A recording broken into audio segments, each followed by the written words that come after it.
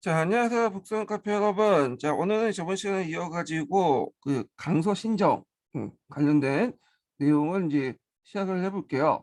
이 강서 신정, 그러니까 신축 신정이라고 또 하죠. 이 강서 신정 관련된 내용은 최근에 이제 많이 나와요. 그래서 이번에 이제 공상당에서 그 예전에 살펴본 것처럼 체제 내의 개혁을 상당히 요즘에 중요하다고 보고 있죠. 그래서 얘네들이 개혁 개방을 하는 과정에서 체제 내 개혁을 이제 강조를 하는 흐름이기 때문에 양구 운동이나 이 범법 운동, 그다음에 강서 신정 이런 것들 상당히 중요시 여겨요. 위로부터 개혁 내용을. 그래서 요걸 이제 좀 중점적으로 좀 봐주시는 것도 좋을 것 같아요. 자, 그럼 강서 신정이 왜 시작됐냐? 자, 앞에 언급한 것처럼 위화더 사건이 있었죠. 위화더 사건 이후에 이 서태후는 개혁의 필요성을 절감을 하기 시작해요. 그래서 이 개혁을 추진하는데, 자, 이 개혁 내용들 보면 자신들이 예전에 쫓아냈던 이 범법 자강파들 개혁 있죠. 거의 그 비슷비슷해. 그래서 이제 뒤늦게 가서 이제 그걸 깨닫고 개혁의 필요성을 깨닫고 시작했던 거예요. 그래서 이제 그 추진자들은 그 예전에 이제 양로운동을 이제 추진했던 사람들 있죠?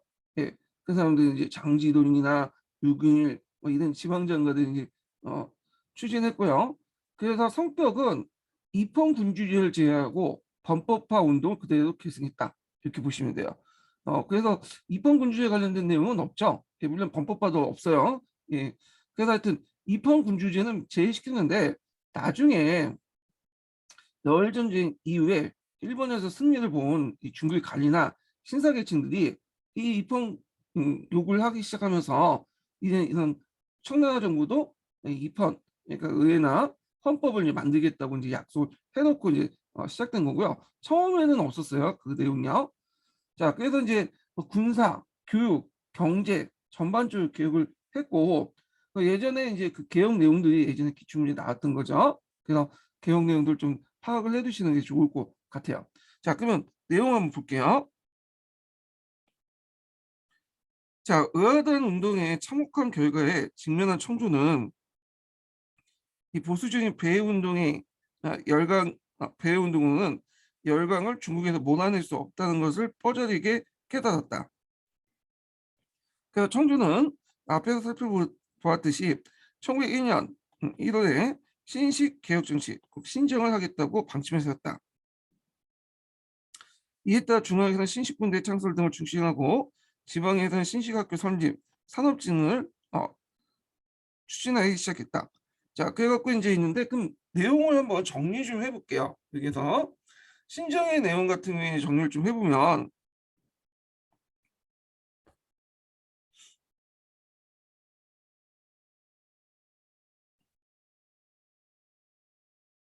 자, 일단 이제 군사적으로 볼 때 중앙 권력을 강한 목적으로 신군을 창설했어요. 예.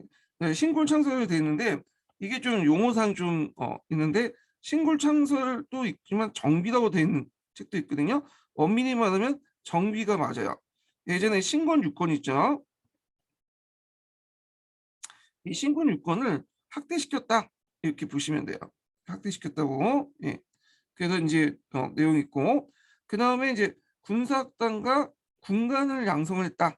왜냐면 이제 군사 훈련을 체계를 시키려면 이런 것들이 필요하죠. 그리고 이제 육군부 같은 걸 설치를 했어요. 예, 육군부. 자, 그 다음에 이제 여기 또 좀 첨가하자면 무가도 폐지됐고요. 왜냐면 과거 제도가 이제 폐지됐으니까 이 무가도 당연히 이렇게 같이 있는 이란 그 무가도 폐지될 수밖에 없겠죠. 그 다음에 이제 그 앞에서 이게 연병철을 설치했다는 거예요. 연병철.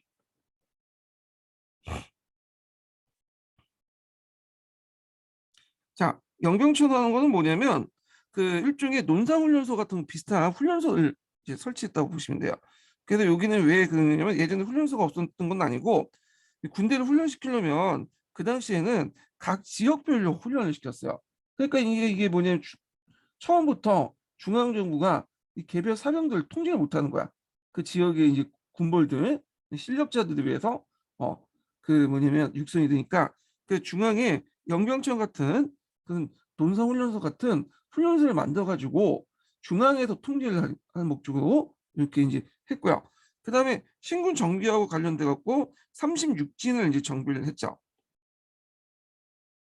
이때 진은 우리식으로 따지면 4단 정도 되는 이렇게 그 뭐냐면 군대인데 원래는 36진은 이제 편성을 하려고 했지만 이게 이제 목표고요. 실제적으로는 13개 정도 진으로 이제 편성을 했어요. 자, 그다음에 교육에서 보면 이제 제일 중요한 게 순환 때부터 이어졌던 이 각어제가 폐지됐죠. 이제 그 각어제가 폐지한다는 것은 이제 관리 육성을 위한 어떤 교육보다는 새로운 기술이라든지 그다음에 국민 교육을 위한 교육을 하겠다. 기술 약성이나 국민 교육을 위한 교육을 하겠다. 이런 의미가 있죠. 그래서 각 지방의 이제 지방학교라든지 사범학교, 실업학교 등이 관리를 했다. 그러면 이 신식학교의 설립은 어떤 의미가 있냐? 신식학교는 이미 이제 범법 자각운동 때부터 양보운동 때부터 이제 했는데 이때 이제 대규모로 이제 했거든요. 이때는요.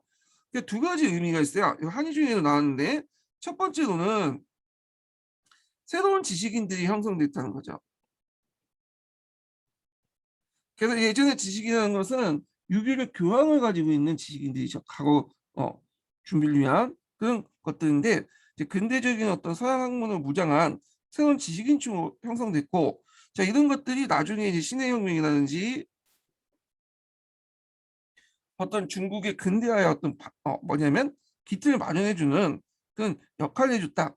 그 다음에 새롭게 이제 보면 자, 이런 학교가 이제 개설되면서 남자들만 입학시킨 게 아니라 이제 여자들도 같이 공부를 하게 돼요. 예전에는 이제 여자들은 교육에서 좀 제외시켰죠. 근데 이제 이런 사범학교나 뭐 등등을 만들면서 여성 교육을 시키기 시작했다. 이렇게 이제 의미가 있죠. 그리고 이제 새로운 것을 배우기 위해서 그 당시 이제 유학소를 이제 설치를 하고요. 그 다음에 이제 그 관학소라든지 교육회 설립을 또 뭐냐 지시하죠. 각 처에.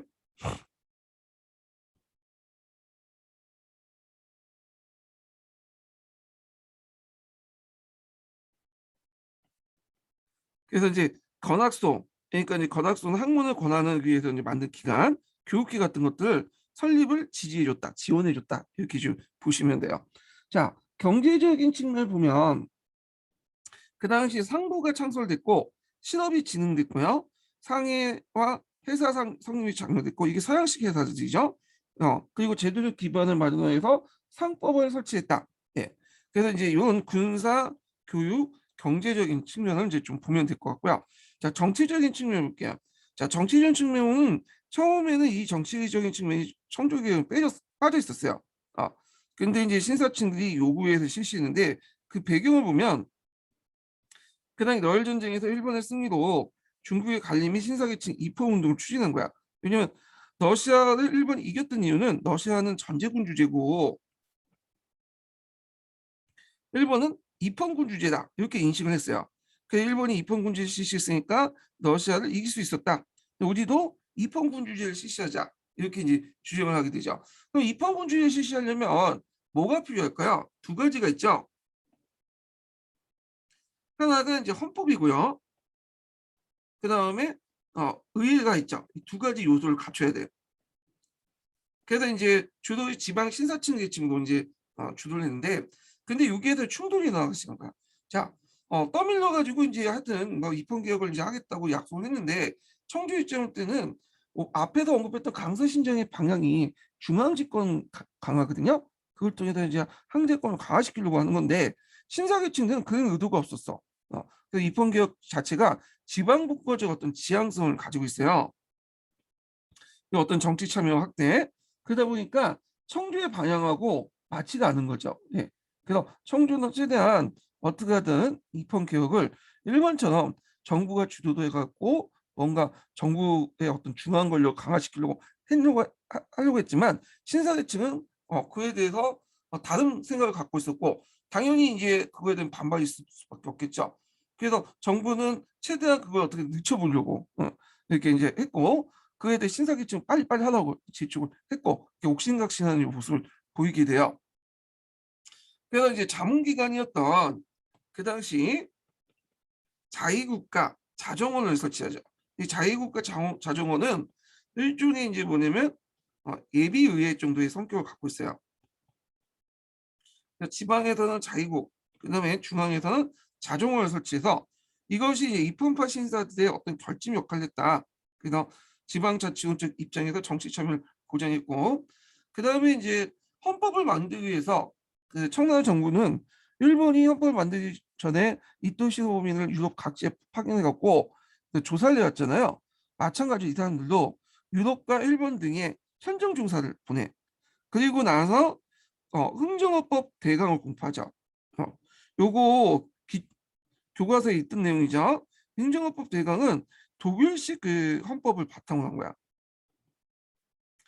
참고로 이제 뭐 양모운동이라는 대한국 국제다, 메이지 유신 이 등등 다 이게 이제 공통적으로 뭐냐면 독일식 헌법, 독일식 흥정헌법을 이제 뭐냐면 공포한다는 거야. 흥정헌법이라는 것은 국민들이 자발적으로 의회를 통해서 만들어진 헌법이 아니라 위에서 은혜의 차원에서 베푸는 헌법이죠. 황제가. 예. 그러다 보니까 당일 흥정헌법 대강 그 내용을 보면 황제권을 강화시키는 내용이 있어요. 그래서 또 여기서 볼 수 있는 대강이라고 볼 수 있듯이 이건 정식헌법이 아니라 예전에 이제 정식헌법 만들기 전에 만든 임시헌법이에요.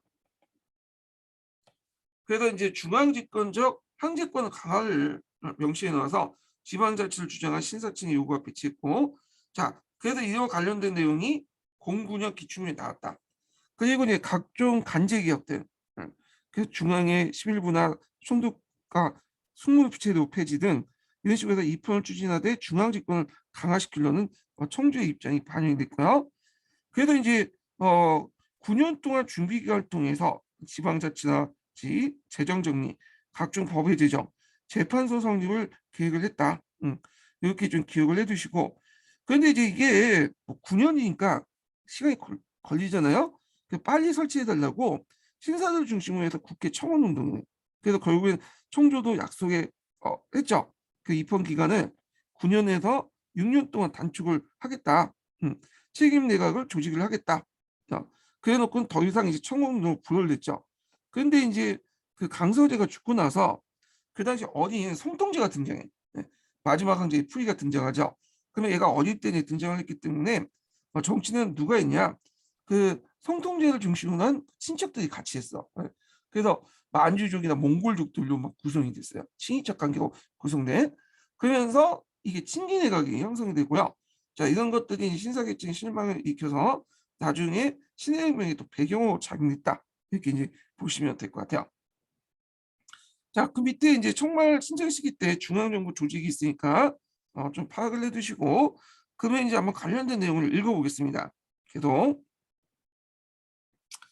자, 신정 과정에서 이 과거 제도가 폐지되면서 그 당시 국내 신식 교육이 발전됐고 일본으로 가는 유학생 수가 크게 늘어났다. 자, 일본으로 많은 유학생 가는 이유가 앞에서 언급한 것처럼 일본은 그 당시 이제 물가도 쌌고 같은 동양 문화권이다 보니까 많이 갔어요. 예. 자, 그러면 이제 그러나 이제 신식 교육이나 유학의 비용은 과거 시험 준비보다 훨씬 비쌌으므로 과거에 준비했던 상당수 사람들은 세도 편성 중인 신식 군대에 들어갔다. 그래서 이때 신식 군대 안에 많은 이제 지식인들이 들어오기 시작하죠. 그리고 이들을 중심으로 해갖고 나중에 이제 신해혁명이 일어나요. 예. 그래서 대부분 이제 개도국 같은 나라들 보면 이 군대가 엘리트 집합소야. 예. 그래서 얘네들이 이제 뭐 공부는 좀 잘하는데 머리는 좋은데 좀 돈이 없는 애들이 많이 들어오거든요. 예. 그래서 얘네들이 이제 엘리트들이 많다 보니까 뭔가 정치적 구상도 많이 하겠죠. 그래서 쿠데타도 많이 익히고 그런 것들이 개도국의 특징이야. 예. 중국도 비슷한 것 같아. 우리나라도 그 나중에 이제 독립한 후에 이런 이제 그 나라를 만들 때 제일 좋은 학교가 서울대가 아니었어요. 예, 육군사관학교 이런 데였어. 그래서 거기에 많은 사람들 인재들이 모여갖고 뭐냐면 나름대로 엘리트 집합소가 됐죠. 예. 그래서 지금도 뭐 똑똑한 사람들이 가지만 그 당시에는 더 똑똑한 사람이 많이 갔어요. 그래서 제일 선진적인 부대가 선진적인 그 시스템이 군대에서 지금 그때 군대가 제일 선진적인 시스템을 가지고 있었던 것들인데 그때도 마찬가지였어요. 예. 자, 이단 신정은 제도 개혁의 핵심이 할 수 있는 입헌제 내용이 빠져 있으므로 청말 이래 지방분권적인 어떤 지방군 지도 지방의 참여를 통해 정치 참여를 요구한 신사층들의 입헌론을 활발하게 주장하겠다. 그래서 신사층 같은 경우에는 그 당시 이제 명나라 말기 때부터 독립파부터 이런 주장을 했죠. 예. 그래서 군신 공치를 내세우면서 지방 분치를 주장했잖아요. 자, 이런 정통들을 이제 바탕으로 이제 입헌론이 활발하게 주장됐고요. 그래서 이제 마치 러시아와의 전쟁에서 일본이 승리하게 된 걸 계기로 그 당시 입헌운동이 활기를 띠게 됐고 고위 관리들이 입헌을 주장하기 이뤘다. 그래서 1905년에 12월 청조는 5명의 고위 관리들을 그 외국에 보내 현장 실태를 고찰하게 됐다. 그래서 앞에서 언급한 것처럼 그 당시 이제 현장 그 조사를 하기 위해서 보냈던 거죠. 다음에 7월에 귀국한 이들 관리는 속히 입헌을 하겠다는 의지를 포고하고 자 5년 안에 입헌 정책을 갖추도록 진언했다. 청조는 헌정 준비에 착수하겠다고는 공식적으로 선포했다. 자, 청조는 입헌을 추진함으로써 혁명 세력을 기세에 꽂고 아울러 중앙 집권적 황제 권력을 강화하는 걸 도모했다. 예. 자, 근데 이 신사층의 생각하고 좀 다르죠. 신사계층들은 앞에서 얘기한 것처럼 입헌을 통해서 지방 분치, 예, 그리고 자신의 정치 참여를 주장한 거죠. 근데 얘는 그 청주는 다른 생각을 하고 있어. 동상이몽적인 어떤 그 상태였어요. 자, 그래서 이제 입헌 준비 작업을 하나로 그 추진된 간제 개혁에서는 재정 군사적 중앙 집권적 방향이 명확히 드러났다.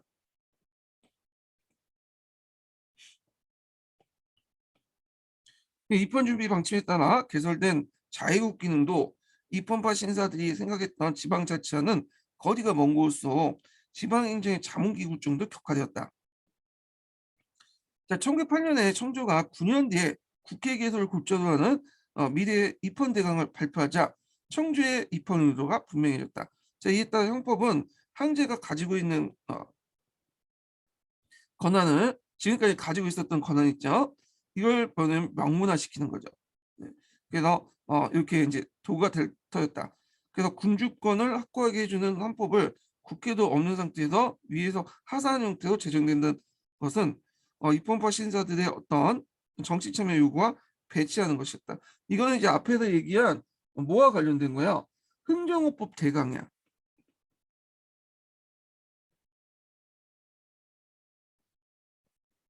제가 이 흥정헌법 대강은 그 산업은 아시아사에서 있기 때문에 그거 가사 그 자체 내용은 나중에 이제 좀 살펴보기도 하고요. 여기 눈여겨볼 게 뭐냐면 흥정이야. 네. 흥정이라는 단어 자체가 이게 독일 시헌법에서 나왔죠. 예. 여기 이제 군주가 하사해주는 헌법이다 의미예요. 그래서 뭐 메이지 유신도 그거 비슷한 거죠.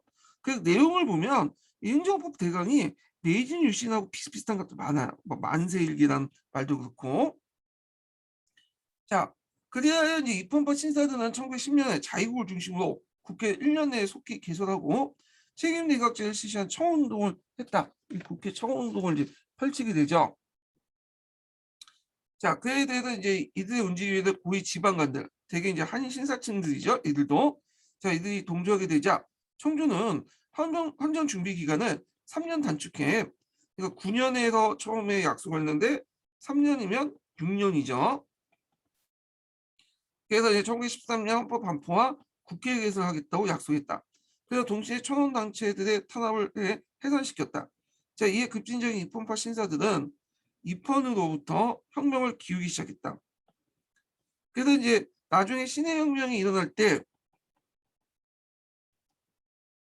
이 입헌파 신사들이 이 신해혁명에 가담을 하게 돼요. 그 전에 이제 앞에 뒤에 얘기했지만 그 당시 이권 수호 운동에서 기껏 이제 뭐냐면 다시 찾았던 이 철도를 국유화시켰다고 하니까 이게 일단 경제적 이익도 이제 걸려 있겠죠. 자, 하여튼 신해혁명을 이제 뭐냐면 참여했는데 처음에는 이제 신해혁명이 혁명파 중심이었어요. 근데 이게 이분파 신사도 바뀌게 돼. 왜냐면 이분파 신사들이 일단 국내 기반이 있고요. 그 지지 세력도 있죠. 항총사의 영향력도 있고, 근데 혁명파 세력들은 밖으로 계속 나돌다 보니까 국내 기반이 없다 보니까. 네. 그러다 보니까 이 주도권이 이분파 신사들한테 뺏기게 돼요. 이거 뒤에 좀 다시 얘기를 할게요. 자, 그래서 이제 실제 혁명이 일어나자 이분파 신사 대부분이 청주로부터 등을 돌리고 혁명에 가담하게 된 이유 중에 하나는 입헌운동 과정에서 청주에 더 이상 기대가 없다는 것을 인식을 가지게 되었다. 자, 한편 입헌파 신사 중에 신정의 일환으로 산업을 진행되면서 근대적 상공을 운영하게 된 사람도 있었다. 자, 이들은 자신의 경제적 이익과 열강으로부터 이권을 해소하겠다는 국민적인 어떤 대의 명분에 의해서 철도 그 부설권과 그다음 강상 채굴권 해소 운동에 참여했다. 이걸 이제 이권 수호 운동이라고 하죠. 자, 열강은 이미 이제 철도 부설권을 획득하고도 기한 내에 철도를 부설하지 않는다는가 기타 규정을 어길 경우 철도 부설권의 이권을 해소해 자신의 사업을 전개하고도 했다. 자, 이권 해소 운동은 호북, 호남, 강동을 있는 철도 부속권이 우선적으로 해소됐고요. 자, 이 운동의 성공을 본받아 기타 지역도 철도 부속권 해소 운동이 일어났다. 그중 강소와 절강소를 잇는 철도는 영국이 부속권을 따놓고도 약속대로 공사를 진행시키지 않고 있었으므로 자, 이pon파 신사들은 이 해소 운동을 적극 참여했다. 자, 이 운동은 이pon파 신사들 이권 해소 운동의 대표적인 것이었다. 자, 영국이 부설권을 양보하는 대신에 영국 차관을 도입해 건설하도록 조건을 내세웠고 청주가 영국의 요구를 받아들이자 자, 신사는 차관 거부 운동을 벌였다. 자, 이 청주는 일단 요걸 이제 국유화 시켜놓고 예, 자기가 갖겠다는 거죠. 부설권을 국유로 만들어 놓고 이걸 누구한테 주는 거야? 영국한테 주는 거야. 영국 차관을 도입해서 건설하도록. 근데 신사들의 계획은 그렇게 생각을 안 한 거죠. 자기들이 이제 기권이 이권 회수를 했는데 청주가 회수를 한 것을 자기 자본을 가지고 하는 게 아니라 이걸 담보로 해갖고 영국 차관을 도입하겠다. 그러니까 당연히 이제 뭐냐면 반발이 크겠죠. 왜냐면 또 그 이pon파 신사들이 이제 철도를 이제 만들기 위해서 돈도 모으고 그리고 이제 거기다가 또 이pon파 신사들 지방의 영향력이 또 있잖아요. 그러니까 거의 반강제죠. 그 거기에 있었던 그 지방에 있었던 많은 사람들도 이pon파 신사들 철도 만드는데 돈을 대줬던 거예요. 근데 뜬금없이 청주가 어 기껏 찾아온 부술권을 국유화시켜 놓고는 다시 영국에 넘기겠다. 어. 그러니까 이제 반발 뭐냐면 될 수밖에 없는 거지. 그러니까 신사층도 손해를 볼 수밖에 없는 거. 그냥 신사층의 어떤 뭐 반강제적으로 이제 그 뭐냐면 돈을 냈던 그 밑에 있는 사람들도 투자금이 다 날릴 수가 있는 거잖아요. 자, 그러니까 이제 신사층들 사이에서 이런 반청정적인 분위기가 형성돼요. 그래서 예전에 신사층들은 이제 반란이 나올 때 청교를 지지해주고 적극적으로 후원을 해줬고 군사적으로 이제 뭐 한용도 만드는 등 이렇게 이제 서포트를 해줬잖아요. 근데 그때는 청조가 신사층 이해를 관계를 어느 정도 보장해줬기 때문에 근데 자신의 기득권을 이제 침범하니까 어떤 경제적 이익을 침해하니까 당연히 들고 일어나기 시작한 거야. 그래서 이때부터 청조와 신사가 완전히 결별하게 돼요. 근데 신사들 입장 볼 때는 이제 청조도 안 된다. 그 생각을 하게 된 거죠. 그래서 이런 청주의 철도 국유화 조치들이 신사와 이제 청조의 관계를 끝내게 하면서 청조가 망하게 되는 어떤 배경을 이뤘다. 이것도 같이 기억을 해두세요.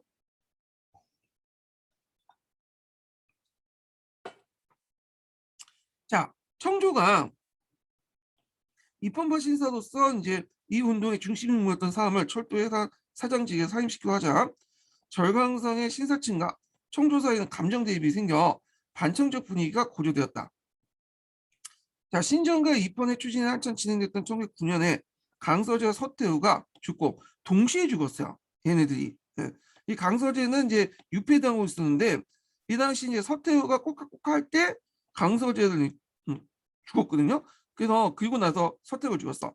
그래서 혹자는 이 강서재를 서태후가 이제 강서재를 살려놓을 경우에는 좀 문제가 있다고 생각해서 얘를 독살시키지 않았나 이렇게 보고 있어요. 자, 하여튼 이때 이제 성통제가 즉위하자. 이 마지막 황제죠. 마지막 풀이가 즉위를 했는데 자, 석전을 맡게 된 순치왕은 절대 다수인 항족으로 구성된 내각을 반포하고요. 자, 이걸 무슨 내각이다?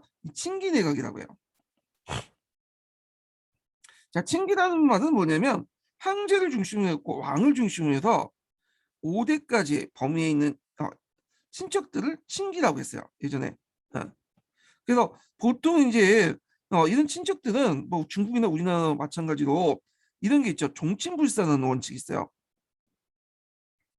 그래갖고 이제 종친들은 뭐에 정치에 참여하지 못하게. 왜냐면 예전에 보니까 정치에 참여시켰더니 개판이 됐거든. 종친들이 내란을 일으키고. 그러니까 안 되겠다 해서 이제 불살시켰는데 청나라도 마찬가지예요. 예. 그런데 이때는 그 앞에서 쭉 내려왔던 그 원칙을 깨고 자기 이제 뭐냐면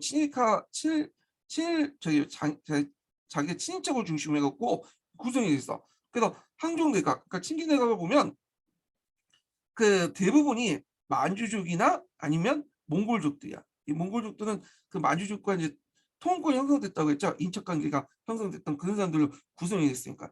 그러니까 당연히 신사계층들은 상당히 실망을 했겠죠. 거기에 대해서. 자, 이 항종 내각의 발표는 항족들을 통해서 내각의 항제가 가능함으로써 내각을 항제의 통제로 두는 시도였다. 자, 근데 뭐 항제는 그 당시에 뭐 어렸으니까 실질적으로 이제 만주족 그 권력을 갖고 있는 사람들이 지멋대로 하겠다. 그런 의도죠. 자, 이에 대해 이제 그 당시 이pon파 신사들은 항종 내각을 해소하고 그 다음에 새로운 내각을 구성하도록 항의했으나 청준을 받아들이지 않았다. 자, 철도 국유화 명령은 철도를 민영화해 철도를 부설하게 하여 엄청난 비용을 지방에 감당할 수 없게 해서 사업이 늦어질 우려가 있고 통일적인 그 철도망의 구축에 장애가 됐다는 얘기에서 나온 거다. 그래서 이제 이 철도 국유화 명령을 냈는데 아까쯤 얘기한 것처럼 그 당시 그 정부는 그 당시 철도 국유화 시켜놓고는 영국이 부설권을 이제 갖도록 철도 국유화 시켜놓고는 어, 영국한테 이걸 부설권 넘기고 영국 차국을 도입해서 돈을 먹으려고 했던 거죠. 그리고 포면적으로는 철도를 민영에서 할 경우에는 너네들이 할 경우에는 이게 비용도 많고 통일적인 철도망을 구성할 수 없다. 그게 포면적 이유고 실질적으로는 차관을 도입해갖고 자기 이속을 챙기려고 했던 것이죠. 자, 철도는 이익을 크게 얻을 수 있는 좋은 대상으로 여겼으므로 열강은 청조에게 다투어 차관을 주고자 했다. 또 청조는 철도가 훌륭한 수입원을 이식하기 때문에 기왕에 승인된 민간이 부속권을 취소하고 간설철도 국유화를 결정하고 이 국유화된 토지를 부속권을 누구한테 넘겼다? 서양 열강한테 넘기려고 했던 거죠.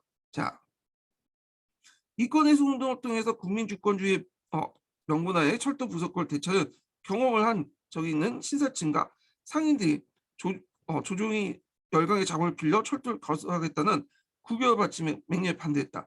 자, 이들은 철도 국유화를 청주가 열강에게 철도 이권을 내주는 행위로 보았기 때문이다. 해수된 민간 철도의 부설 비용 중에 일반인들로부터 강제로 징수한 부분도 있으므로 국유화 반대 운동은 신사층뿐만 아니라 일반민들도 참여하게 되었다. 자, 호남선을 필두로 일어난 철도 국유화 반대 운동 중에 가장 격렬했던 것은 사천성 지역이다. 예, 사천성의 사천 보호 운동이라는 게 있어요.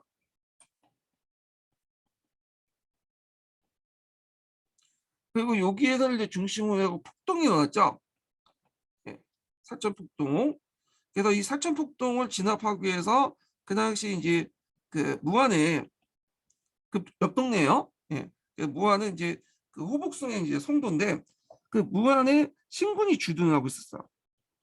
근데 이 신군지 상당수가 이제 뭐냐면 혁명 사상에 어떤 영향을 받았던 사람들이에요. 그 얘네들을 중심으로 해서 무창혁명이 일어나죠. 그래서 이제 있는데 이건 요거와 비슷해요. 제주도에 그 파견나에서 여수의 14년대가 주둔했었잖아요. 근데 여기 사회주의자 침투해갖고 쿠데타를 일으켰잖아. 반란을 일으켰잖아. 비슷한 양상이에요. 자, 사천성에서는 철도 부설을 위해서 모금한 주식 총액이 가장 많은 데다가 일반인들로부터 강제로 징수한 성격의 주식이 압도적으로 많았다. 게다가 기왕의 모금액 중에 일부는 예금을 줬던 구식은행들이 공항을 파산했고, 이 손실분이 주식을 청산하는 과정에서 정부가 보상되지 않으려고 했으므로 불만이 더욱 고조되었다. 자, 그래야 사천에는 철도 국유에 반대하여 철도를 지키자는 운동이 정성에 퍼졌고, 이 운동을 총조가 강경하게 탄압하는 과정에서 수십만 명의 총격으로 사망한 유혈 사태가 발전되었다. 그래서 각지의 무장군주들이 청조부터 독립을 선포하는 폭동이 벌어지자 청조는 호북성의 군대를 사천을 보내 이를 진압하려고 했다. 그래서 이 호북성의 성도였던 무안에 뭐냐면 신군이 주둔했는데 무안 삼진 중에 무창이라는 곳이 있어요. 무안에 무창에서 신군들이 봉기를 하게 돼요. 자, 그래서 이제 이런 가운데 호북성 무창에서 봉기를 일어났다. 자, 중국 내에서 혁명적인 정세는 이와 같은 입헌파 신사대 입헌운동과 이권해소운동을 통해 조성된 것만 아니었다. 청일전쟁의 전쟁 비용과 배상금을 갚기 위해서 외국에 들어온 차관의 권리금 상환에 인해 이미 재정적 부담이 큰 상황에서 엄청난 액수의 의회단 배상금이 부과되자 청주는 재정 적자에 직면했고, 결국에는 이러한 재정 부담은 세금 증가로 이어져 백성들 부담을 크게 늘어났다.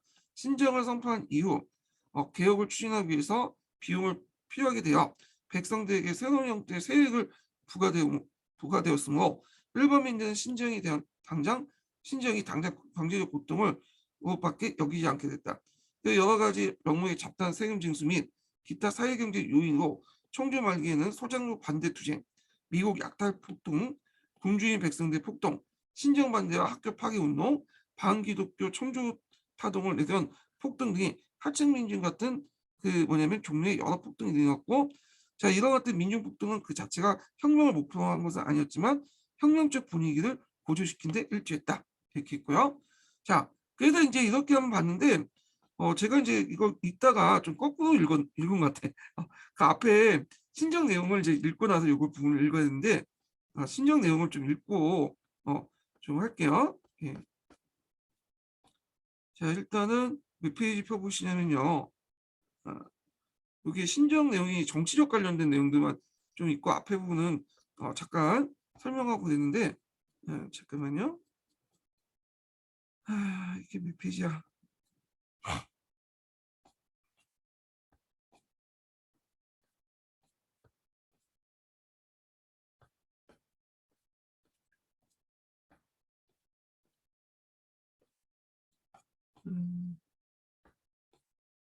잠깐만요. 336.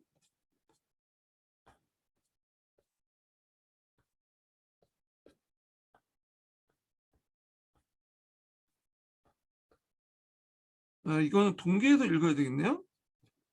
내용이 빠진 것 같은데 뒤에 있나? 네. 동계 부분 한번 읽어볼게요. 동계에는 이제 몇 페이지 펴보시냐면요. 신적 관련된 내용이 675페이지에 있어요. 예, 675페이지 동계 부분 볼게요. 자, 동계 몇 페이지 보시면 675페이지 내용을 보죠. 자, 여기 청주의 떼나는 개혁 볼게요. 자, 이거는 신정개혁 관련된 내용인데 한번 볼게요.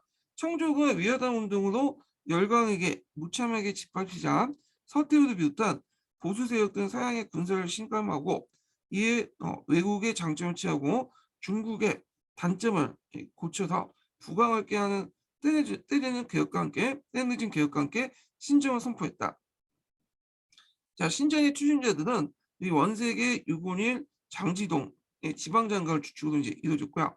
자, 신정의 내용을 보면 36개의 사단의 신군 창설, 그리고 군사학당 설치, 그리고 상부의 창설과 시설진흥, 과거제 폐지, 지방학교 설립과 유학생 파견 등 30개의 항목에 달하는 혁신적인 것이다.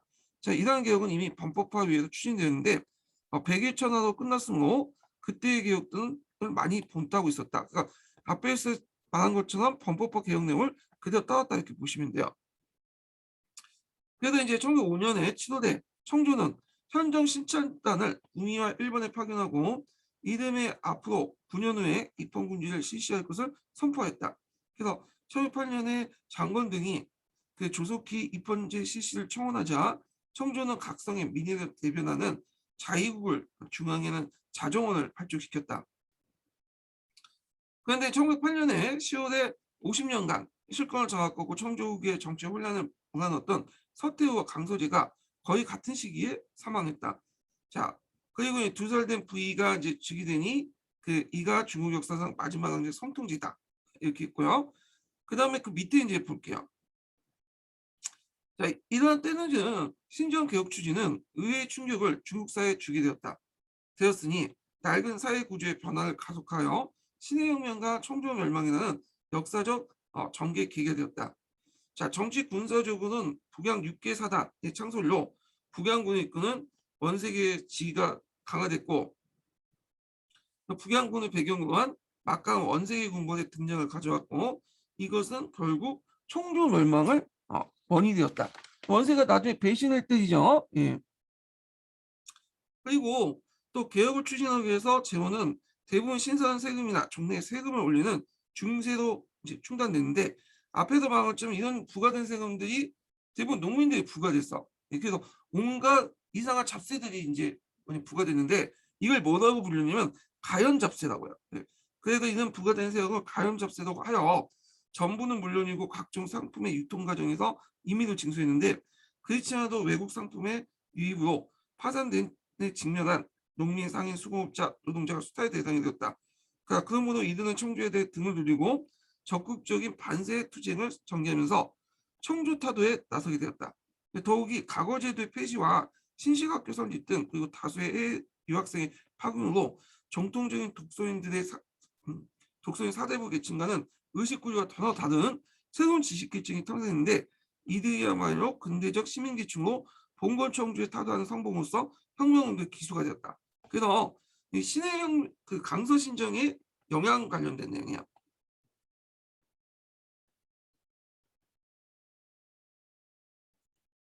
이거는 그 청주가 의도하지 않은 방향이죠. 예. 의도하지 않게 이게 청주의 멸망을 가속화시켰다는 거예요. 첫 번째로는 원세계의 그런 북양 군대가 있고 두 번째는 중세 중당 그 다음에 또 세 번째로는 이 과거제 폐지와 신식학교 성립을 해갖고 새로운 지식계층 예, 이런 것들이 혁명운동을 이끌었다 이런 내용이죠. 자, 그 다음에 이제 그 신해혁명의 성숙 관련된 내용을 좀 볼게요. 이거는 전에 읽었던 거고 신해혁명으로 넘어가죠. 신해혁명. 자, 그 다음에 좀 볼게요. 몇 페이지 보시냐면 679페이지 펴보세요. 679페이지.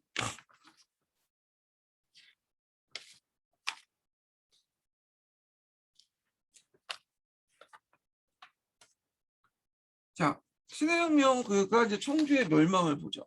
예. 앞에서 언급한 것처럼 이제 그 중국의 개혁은 3단계를 거쳐서 이제 개혁이 이루어져요. 처음에는 양무 운동이 일어나고 그 다음에 범법 운동이 일어나고요. 그리고 마지막으로 혁명이 일어나죠. 그 양무는 기술, 범법은 법과 제도, 혁명은 아예 청조를 부인하고 사상까지 도입을 해서 이제 체제를 아예 바꾸는 거죠. 자, 그 내용을 볼게요.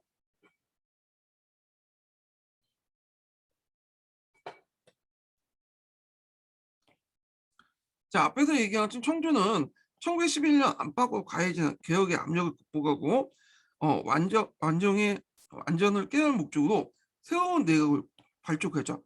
근데 그 내각 구성원들 보면 대개 이제 만주족으로 구성이 되어 있어요. 만주족과 이제 약간의 몽고족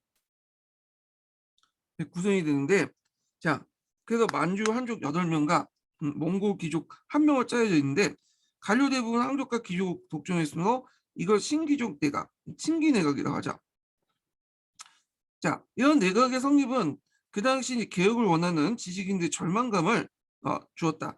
더욱이 세네각은 열강으로부터 차관을 얻기 위해서 철도를 담보하는 철도 국유령을 내었고 그동안 이제 중국의 철도 부설권은 외국 자본이 독점 경영했던 것을 이권해소 운동을 거듭 되찾아서 민간 자본은 새로운 철도가 건설 중이었다. 따라서 철도 국유화는 청주의 봉건성과 반민족성을 드러내는 참으로 어리석은 조치로서 사천성을 비롯해서 각지의 철도 국유화 반대 운동이 일어났다. 자, 이와 함께 전국적으로 반조세와 기합폭등 같은 농민투쟁이 확산이 되었다. 자, 이런 것들이 신해혁명의 배경이 되었고 결국에는 신해혁명이 이제 일어나게 되죠. 자, 그러면 관련된 내용을 이제 또 여기에서 이제 좀 볼게요. 한국인의 중국에서.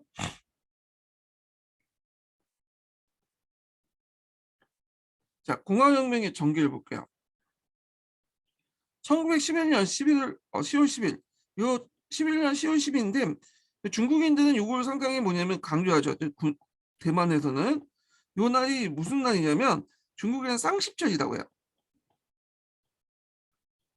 10이 두 개가 들어갔잖아. 그래서 쌍십절이라고 하는데 요걸 이제 기념을 해요. 이 쌍십절로.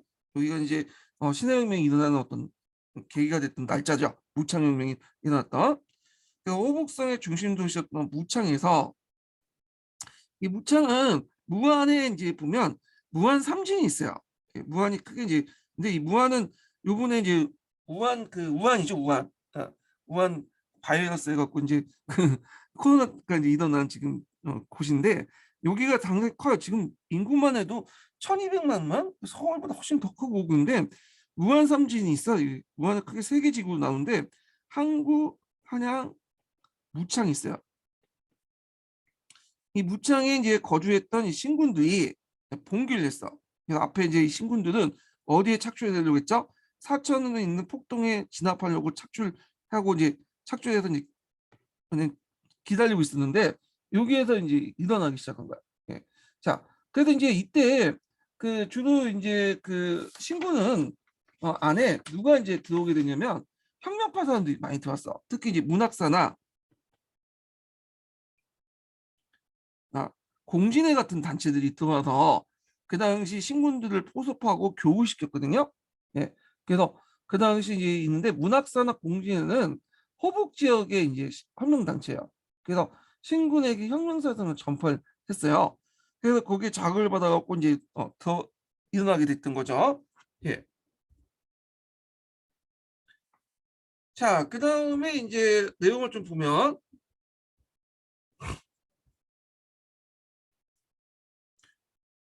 무창분계 성공은 강력한 혁명 조치에 신군 내에 있었기 때문에 가능한 것이다.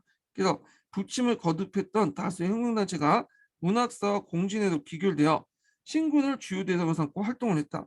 자, 청주의 탄압에도 불구하고 혁명파 외에 꾸준한 선전과 조직 공장이 사병과 하급사관들에게 수용되어 혁명적인 정서를 틈타 신군의 봉기를 가능했던 것이다.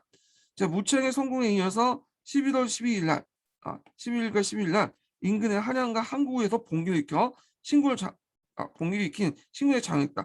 한양과 항구는 무안의 삼진 중에 다른 지역이에요. 옆에 있는 지역이죠. 자, 무창의 혁명군은 혁명이 성공하자 10일에 회의를 열고 군정부를 수립하고자 했다. 자, 그리고 원래 봉계 준비 과정에서 군정부 계획을 두었으나 제조 중이었던 폭약이 폭발한 사고로 지휘부가 괴멸된 상태에서 빠른 창조일간의 봉기가 일어났기 때문에 계획대로 구성할 수 없었다. 자, 그래서 이제 혁명 주도 세력들은 하사관급으로 낮은 계급의 병사였으므로 정치적 영향을 발휘할 수 없는 데다가 손문이나 하흥 등 혁명 지도자와 연락이 닿지 않았다. 얘네들이 해외로 나가 있었어요. 자, 그래서 이들은 혁명을 피동적으로 참여한 자유위원과 협의에 남아있던 총재 고위 장교 중 여운형을 군정부 도독으로 추대하게 되죠. 그래서 여운형은 자기 의지에 상관없이 떠밀려서 이제 뭐냐면 이게 됐던 건데 왜냐하면 이제 요 주도급이 하사관급이다 보니까 자신들의 어떤 정치적 영향이 없어 권위가 없잖아요. 일단 그래서 권위를 확보하기 위해서 좀 고위직 관료가 필요했던 거야. 그래서 영훈형을 얼굴마담으로 내세웠다 이렇게 보시면 돼요. 자, 그래서 이걸 정부를 뭐라고 하냐? 무창에 세워진 정부들 호북군 정부라고요.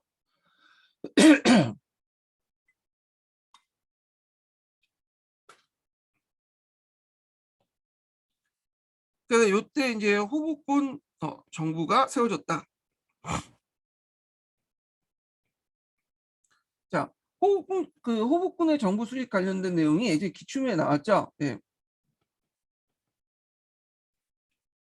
자, 그래서 이제 그 13일 여운형이 도둑질을 수락하고 14일 날 무창에서 가장 먼저 달려온 동매 중부총회, 얘네들은 이제 장강에서 활동했던 광복회 이전의 사람들 얘기하죠. 그래서 인물들이 여운형을 공식적으로 인정했다. 자, 여기부터 이제 호국군 정부의 이제 뭐냐면 활동이 나와요. 여기. 자, 호국군 정부는 12일자로 항구에 있는 각국 영사관에 통보를 보내 외국인들의 재산을 보호하고 외국인들의 기득권을 보호하겠지만 청조를 지원하면 그 적으로 간주하겠다는 뜻을 밝혔다. 17일 각국 영사는 중립을 지켰다는 통보를 했다. 혁명군의 질서 있는 행동과 외국의 이익 보호 정책으로 열강의 무창 복리를 단순한 폭동이 아니라 정치적 행동으로 인정한 것이다. 그래서 이제 있고요. 자, 그다음에 이제 청조는 이 이제 여기에서 반란이 나니까 음창의 1군과 풍국장 음창을 1군호, 풍국장을 제2군호에 혁명군을 진압하고 남하시켰다. 자, 일진일퇴로 했던 싸움은 10월 29일 풍국장의 정예 부대가 도착해 항구의 총격을 앞두고 긴박한 상황에 들어갔다. 28일 무창에 도착한 항은 영웅부터 전선의 총지휘권 위임받아 29일 항구로 갔으나 그 당시 청군의 강공에 11월 2일 항구를 내주고 말았다. 27일날 한양에 포기하고 무창으로 퇴각했다. 자, 무창의 위기에 처했으나 강서와 절강성 혁명연합군 남경을 점령하고 남방의 14개 성이 혁명에 가담으로써 혁명층의 위협을 벗어나게 되었다. 그래서 이때 이제 무창 봉기가 일어나니까 단순히 무창 봉기만 일어난 게 아니라 각 성에서 뭐냐 독립선언을 하게 돼요.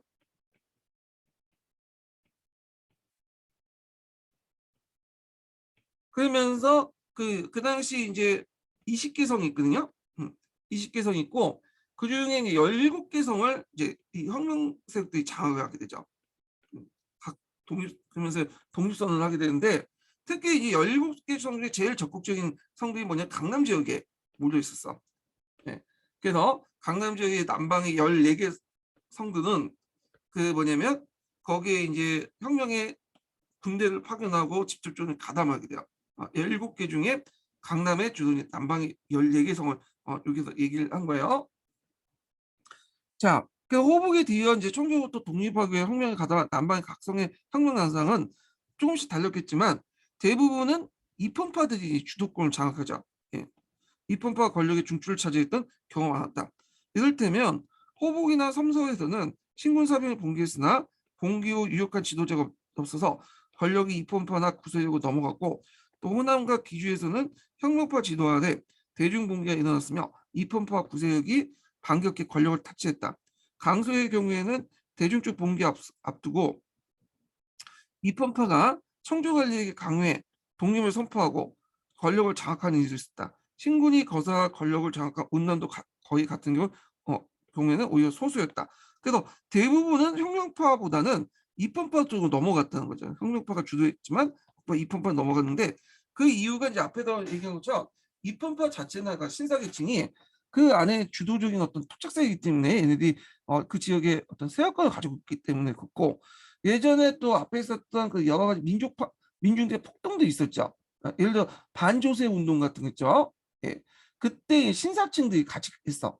그래서 그때 반조세 운동 같은 경우는 전쟁 비용 상환이나 배상금, 그 다음에 차관의 원리금 상환으로 재정 부담 이런 것들이 세금을 부과되니까 이제 이게 민중들도 고통스럽지만 신사층도 고통스럽잖아요. 그래서 신사층 계층이 주도도 해갖고 반조세 운동이 있었어요. 그래서 연대투쟁 같은 것들, 농민들 연대투쟁을 같이 했기 때문에 상당히 지역에서 발언권이 셌죠. 그러다 보니까 넘어갈 수밖에 없었어요. 예. 자, 그래서 여러 성이 독립을 선포하자 통일된 중앙정부의 조직이 필요했던 거죠. 그래서 호북 정부는 11월 7일 통일정부에 조직하기 위해서 무창의 대표를 파견 요청했고 상해에서는 강소, 절강, 상해도독과 각성의 대표를 불렸다. 상해에 모인 그러니까 이제 무창 호북군 정부에서 이제 통일정부를 주도를 했는데 그 실제중은 뭐냐면 아니 이렇게 주도했고 그래서 이제 상해에서 모인 대표들과 기타 당 성 대표들은 무창측의 요청에 따라 무창으로 갔으나 청군의 반격이 위험하므로 항구의 영국 쪽의 주요 첫 모임을 가졌다. 그리고 나서 중화민국 임시정부 조직 대강을 이게 돼요. 요거 기억을 해주세요. 이거 기출문제 나왔죠. 중화민국 임시정부의 조직 대강은 그러니까 중화민국 임시정부의 조직하기 전에 대강이라는 것은 개요거든요. 큰 틀을 보였다. 예비에 이렇게 만들 거라고 선언했다라는 거야. 예, 대강은. 그래서 앞으로 중화민국 임시정부의 조직을 이런 식으로 만들겠다. 그래도 그걸 이제 나타났다 이렇게 보시면 돼요. 의결 공표했다. 바로 이날 남경이 황명군에게 점령되어 독립하게 됨으로써 민주정부는 이제 호북에서 이 남경을 이제 두고 대총독 선거를 하게 됐다 이렇게 있죠. 그래서 예전에 한번 중화민국 임시정부 조직대강이 나왔으니까 기억을 해두시고요.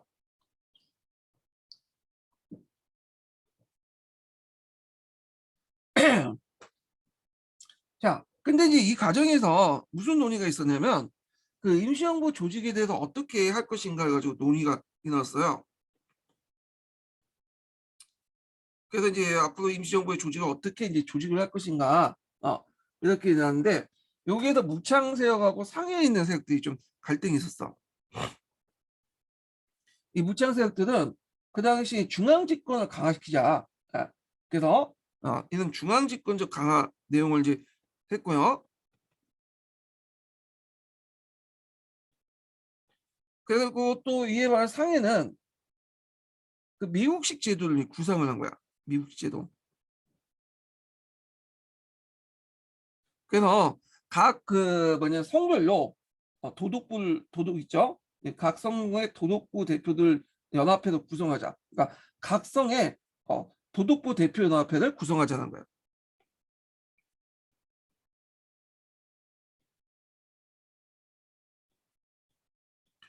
미국이 50개의 주도 구성돼 있잖아요. 연방 국가잖아요. 그러니까 중국도 각 성의 도독부 연합을 해갖고 구성하자. 뭐 이렇게 대립을 하고 있었는데 이때 이제 그 임시정부 조직 대각은 대개 보면 이제 그 무창 측의 의견을 좀 많이 반영했어요. 중앙 집권적인 어떤 권한을. 그래서 총독의 어떤 권한, 오늘날만 대통령하고 비슷한 권한이죠. 대통령이죠. 얘네들의 권한을 강화시켜주는 방향으로 나갔던 거야. 그래서 그거 입각해서 다시 남경에든지 만들어서 임시정부 만들어서 대총독을 선거하게 되죠. 대총독은 오디시고 따면 대통령이야. 자, 마치 소문이 12월 25일에 귀국해 상해에 도착하자 29일 대표는 소문이 되게 유명하니까 이 사람의 인지도 높죠. 그래서 이제 임시 대통령도 선출했다. 자, 총독에 취임한 소문은 내각을 구성했지만 국내 정치적 기반이나 군사에 전혀 없었기 때문에 이 사람은 이제 바꿔주로 가져왔잖아요. 그러니까 국내 기반이 별로 없어. 그래서 이제 강로들도 강서 절강 지방의 인물들이 우세했다. 자, 내각 구성 후 개정한 임시참의원에서 임시약법을 최종 공포했다. 자, 임시참의원은 뭐하고 비슷하냐면 의회 기능하고 비슷한 거야. 의회와 예비의회라고 좀 보시면 돼요. 네. 그래갖고 임시약법, 임시약법은 이제 손문이 이제 그 보면 손문은 이제 3단계를 통해서 헌명을 달성해야 된다 이렇게 했죠. 군정, 그 다음에 훈정, 현정. 그래서 이 훈정 단계에서 약법을 만들고 나서 현정 단계에 넘어가면 정시용법으로 넘어가야 된다. 이렇게 이제 얘기를 하고 있잖아요. 자, 근데 이제 그 임시약법은 그 앞에 있었던 그 임시정부 조직 대강을 개정한 거야. 그러니까 이걸 그대로 따는 게 아니라 중앙집권 강하고 총독의 어떤 권한을 강화시키는 것을 따는 게 아니라 좀 개정을 했어요. 그때 이제 그 뭐냐면 송교인이라는 사람이 있어요. 송교인은 나중에 이제 국민당의 총수가 됐던 사람인데 이 사람이 뭘 주장하냐면 내각 책임제를 주장해. 근데 이에 반해서 이제 앞에서 얘기한 것은 그 대통령제거든요. 미국식의 대통령 제도인데 자, 그러니까 이제 요게 대입을 하게 된 거야. 그래서 손문은 자신의 권한을 강화시킬 수 있는 이 대통령 제도를 선언했거든요. 이 대통령제 총독제죠. 내각제도 하면 자신의 권한을 강화시킬 수 없잖아요. 이승만하고 좀 비슷해요. 이 소문의 그 뭐냐 성향이 좀 약간 이제 카리스마 있고 자기가 좀 약간 남부터 뭔가 허비해갖고 뭐 지도하기는 좀 그런 사람이야. 뒤에 좀 얘기하지만 그래서 자기가 주도하지 않으면 못 배기는 그런 스타일이거든요. 자, 그러니까 이제 내각 책임자가 잘 마음에 안 드는 거야. 결국엔 옥신각신 하다가 어떻게 이제 변론이 됐냐면 임시합법에서는 일단 기본적으로는 미국식 대통령제를 바탕으로 해요. 그 총독제죠. 총독제. 거기에다가 송교인이 주장했던 내각 책임제를 가미했어요. 내각 책임제를. 그래서 요걸 중심으로 해갖고 내각 책임제를 가미시키는 그런 정책을 했다. 자, 요거 기억을 해두세요. 임시학법의 권력구조 관련된 내용. 그래서 이게 이제 09년 기출문제 나왔죠. 중화민국사라는 책이 있어. 여기에서 나왔던 거예요. 여기에서. 예. 그 내용 파악을 해두시고요.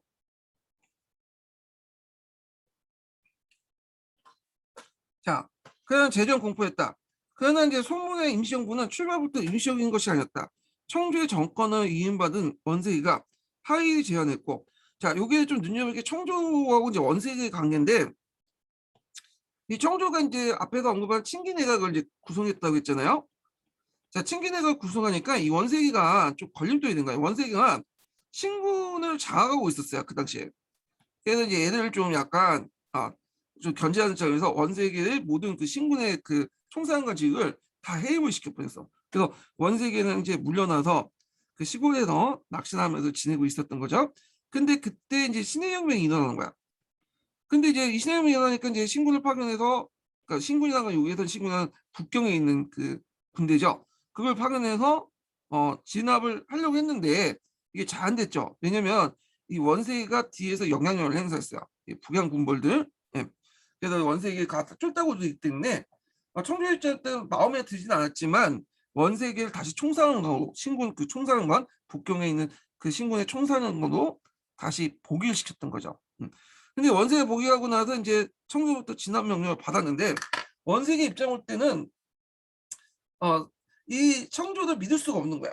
예. 왜냐하면 자기가 이제 직접 번에 신군을 동원해갖고 남방에 있는 그 형병사들 진압을 하면 얘네들이 이제 토사구팽 당할 수 있겠다. 자기가 진압하고 나서 그런 생각을 이제 할 수밖에 없겠죠. 그러니까 이제 처음에 진압하는 척 하다가 이 원세이가 남쪽의 정부 항명정부하고 뭐냐면 딜을 하기 시작해요. 그래서 내가 만약에 너의 편을 붙으면 그 공화제를 유지하는 가운데서 총독은 내 자리에 줘라. 총독은 나한테 줘라. 자, 이런 식으로 결렬을 하게 돼. 이걸 뭐라고 하냐면 남북의화라고 해. 예, 남북의화. 자, 그래서 원세이가 공화제를 찬성하면 그를 총독으로 추대한다는 결렬했던 터였으므로 대세가 남북의회로 향하고 있었다.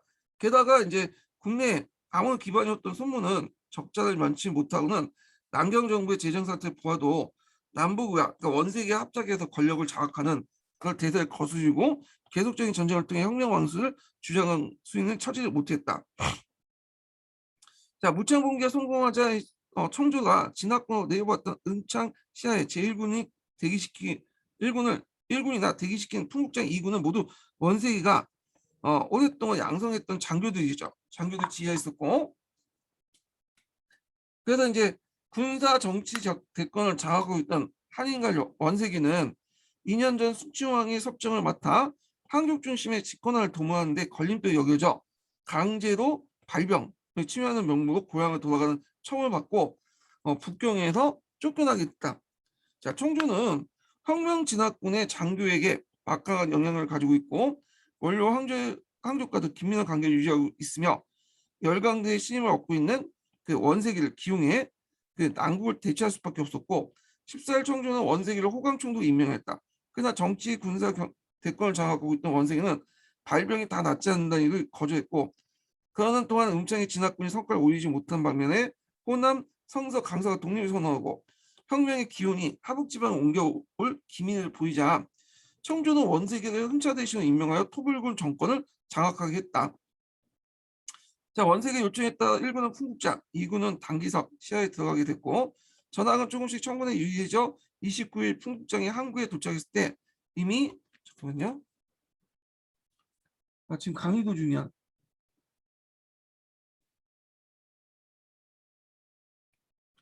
자, 전황은 조금씩 청군에게 유리해져 29일 풍국장이 항구에 도착했을 때 이미 항구혁명군이 패배를 거듭하고 있었고 11월 2일 날 청군은 항구를 탈취하게 됐다. 자, 11월 1일 내각 총리 대신에 임명된 원색이는 13일 날 북경에 들어와서 내각을 조직했다. 자, 원색이는 청주의 부름을 응하기 전부터 혁명군을 무력으로 진압하려고 예상하지 않았다. 그는 10월 중순부터 영훈영천과 서원을 보내고 사절을 파견하는 방식으로 하위 가능성을 타진했다. 자, 원세기 측은 군주 입헌을 내세웠고 호북 국정부는 원세기가 공화정 수립을 가담하면 총독을 추대하겠다는 의사를 표명했다. 하흥도 이런 의사를 보였다. 자, 12월 27일 날 청군이 한양을 빼앗은 뒤 노책만 남은 상에서 영국 영사의 조정으로 3일간 정정에 들어갔고 이어 다시 3월 3일이나 15일간 정정이 연장되었다. 그동안 독립한 각성의 대표는 비공식적이긴 하지만 원세가 공화제로 옹호에 돌았으면 그를 총독을 추대하겠다는 의결을 냈다. 청군이 항구와 한양을 탈취하고 혁명군이 남경을 점령해 심의 균형을 이루어진 상황에서 12월 18일 상해에서 남쪽과 북쪽 대표 사이에 하의가 모색하는 회의가였다. 그래서 남북의화라고 하죠. 용어 좀 기억을 해두세요. 자, 남북의 주된 가점은 어떤 그 절차에 따라 청주를 무너뜨리가 하는 것이었다. 그래서 이제 이때 원세계는 청주로부터 국민회의를 열어 앞으로 정책을 결정하겠다는 결정을 얻었으나 국민회의 개최지와 시기 문제에 둘러싸고 합의가 안 된 상태에서 소문이 기웃해 임시 대총독으로 선출되자 의회는 경직된 국면을 맞이했다. 저희는 소문이 총독 선출에 대해서 원색의 이유신가 북방 여론에 경화됩니다. 그래서 원세계의 북쪽 대표를 파면하고 원세가 직접 정보를 교섭하고 나서면서 소문이 원세가 청주를 물러나고 공화정을 선포한다면 그에게 총독자를 주겠다고 약속하자 원세계의 위기심은 풀렸다. 자, 그리고 북방의 장교들 양명을 공화제를 요구한 집단적 행동을 하면서 물론 이 북방의 장교들은 대부분 누구세요? 북방 여론이다. 자, 원세계가 다 영향력 있는 그 지역들이죠. 그리고 그 얘들이고 원색의 의견이었다고 보시면 돼요.